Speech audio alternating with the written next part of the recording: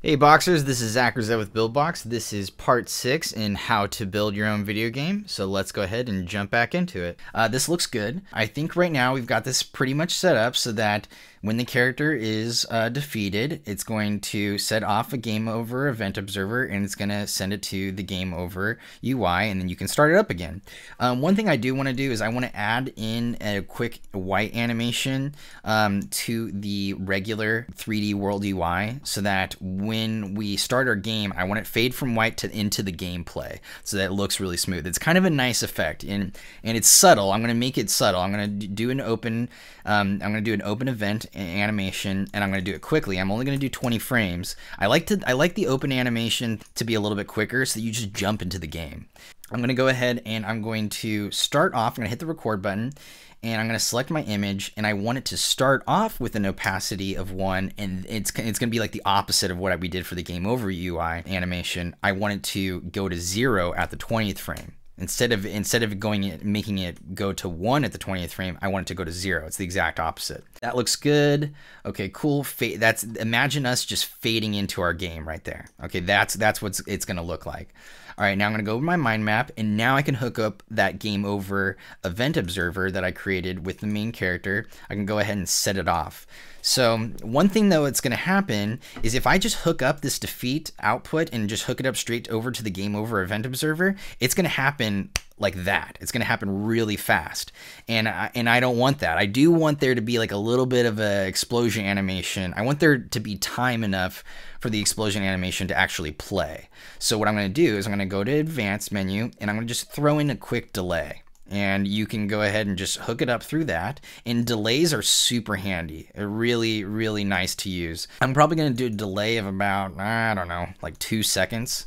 1/1000, 2/1000. And that's about the speed of it goes. If you want to count to like 1/1000, 2/1000, that's about the speed that you can expect from the delay. And you can always adjust the length of the delay whenever you like. So I'm going to go ahead and hit Command S because we've done a lot. We've done a lot of animations. We've set up this game over event observer. Let's go ahead and press play, and let's see what's happening. Okay, cool. So we've got the game over event observer. It fades into the game, and then I press play, and it should send us right back into our game. Okay, awesome. So I like it. The delay might be a little bit too long. Right now you can see, I don't know, I kind of like watching the explosion animation. Giving it 2 seconds is okay. But you do, once you press the play button, you kind of want them to jump back into the game. Now one thing though for sure is that the camera is set too far. So we need to adjust the camera view on this guy. So let's go ahead and do that. So I'm going to exit out of my preview right now, go to my 3D world. I'm going to turn on my camera view, and I'm going to zoom in a little bit, make this a little bit better. So let's go ahead and test that out. Okay, cool. I'm going to move it upwards a little bit because I think the character is a little bit too centered, if you know what I mean. I'd like it to be more towards the bottom so that we can have a little bit more play up here at the top. You know, you can have the character climb and do all this stuff. And I'm still not crazy about the angle. I'm gonna hold down spacebar on my keyboard right now, and I'm going to use the right click on my mouse, and I'm going to angle it downwards. You see how I'm moving it, shifting it downwards, and just the angle I'm doing it really slowly, so that this gives us kind of a better angle looking at it. Something like this is kind of more what I'm going for. One thing though I'm not crazy about, you see how we've got the camera following the character, and that's nice. You definitely want that, but the camera is also following the character on the jumps. So when the character is jumping, if I keep jumping, all of a sudden I can't see the enemies anymore, and that's not cool. That's not what we want. So I'm going to exit out of my preview. I'm going to angle this up a little bit more. I'm still not crazy about it. It takes some fine tuning definitely to get it where you want it to be. Let's go ahead and let's select our camera. Let's change the follow force in the Y direction. Let's change it to 0. Okay, so that the camera's not really moving up or down when the character's jumping. So I'm going to press play, and so now you can see the character's spinning and it's jumping, but the camera's not moving with it. Okay, and that does create quite a big difference. This allows us to kind of move things around a little bit more. So this time I'm going to hold space bar on my keyboard, and you can see the little icon, the little hand icon. It switches to the like little Mickey Mouse glove.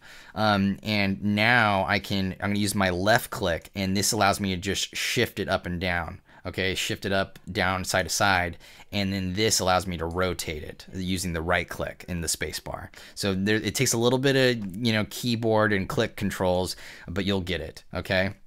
Now this is pretty cool. The jump force is high, but I think it's not coming down fast enough. Okay, for me. So I'm gonna go to my mind map. I'm gonna go to my 3D world, and I'm just gonna crank up the gravity a little bit. I think I'm gonna do like let's try -20. That's gonna be like more than double. So let's go ahead and do that. Yeah, see, like that's kind of more the feel I'm looking for. Where there you get a little bit of a jump for sure, but it also comes crashing down, and it just feels more natural to me. The other thing, I need to shift this down a little bit more as well, because the character is like still too centered.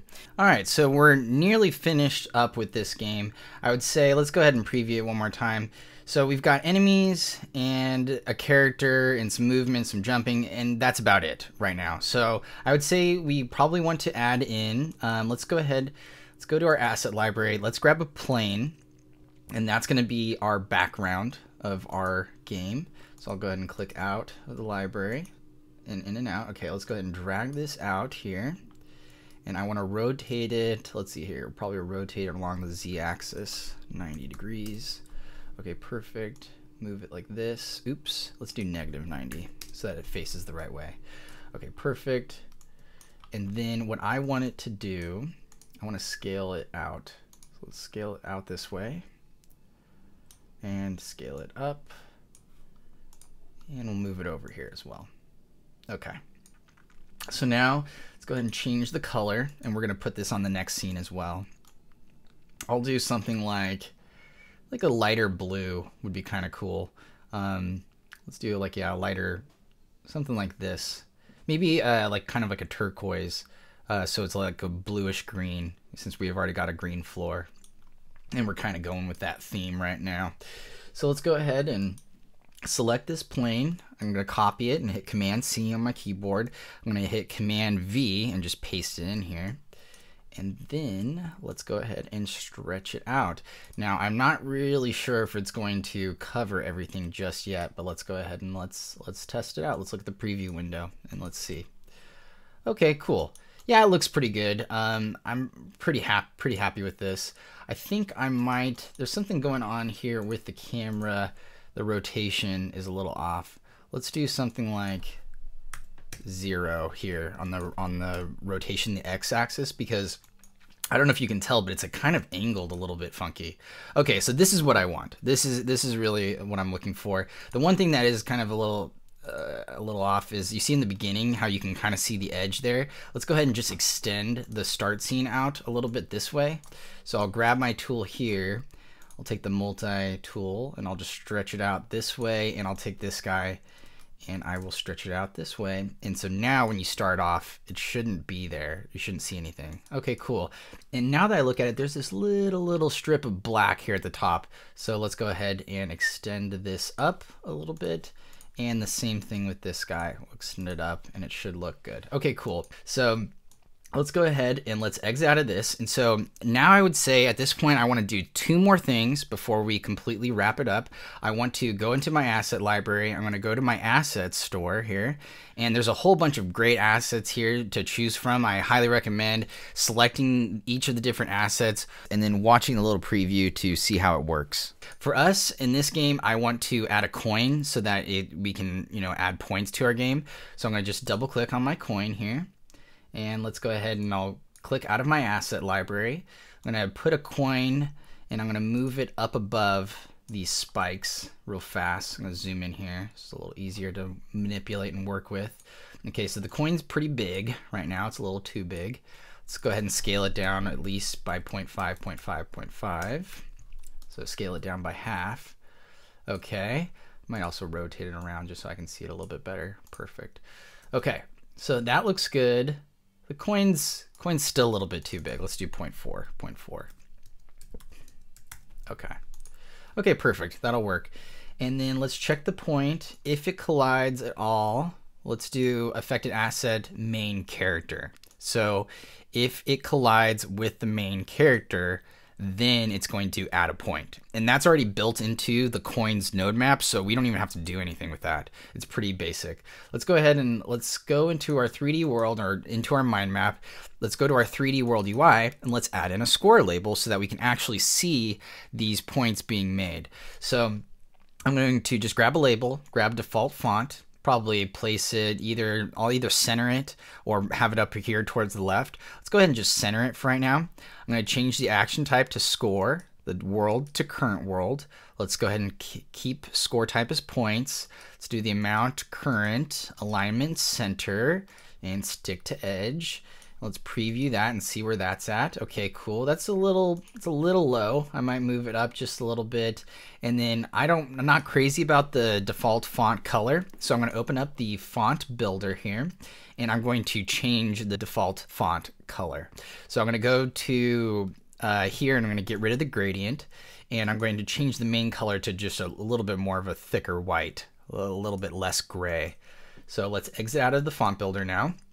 Let's go ahead and press play, and I'm kind of cool with that. That's the look I want. I want a little zero, a little white zero. So let's go ahead and see if the coin is working. Okay, awesome. So we collected the coin, and we're good to go. We got ourselves a little point here, and that's pretty basic, and that's awesome.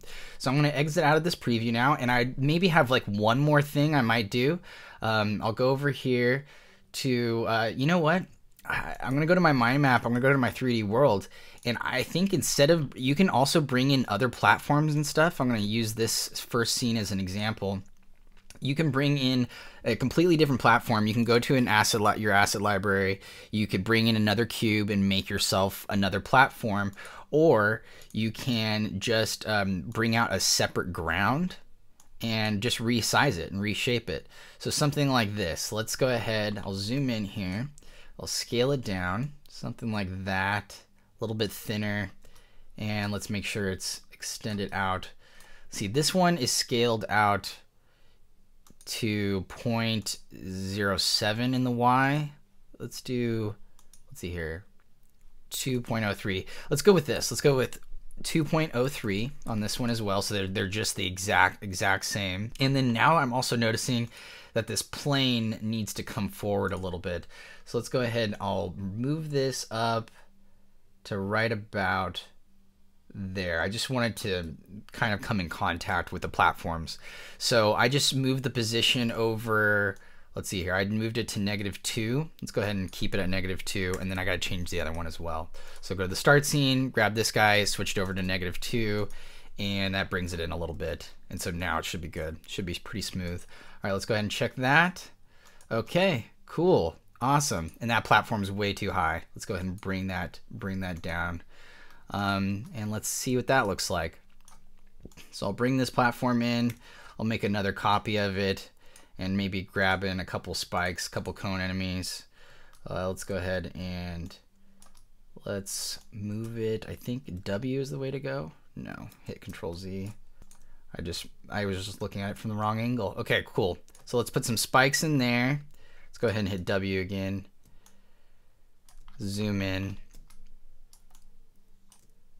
All right. So now I'm going to select all of these and kind of make it like an impossible jump here. So you kind of have to use the platforms. So let's go ahead and try this out. Okay.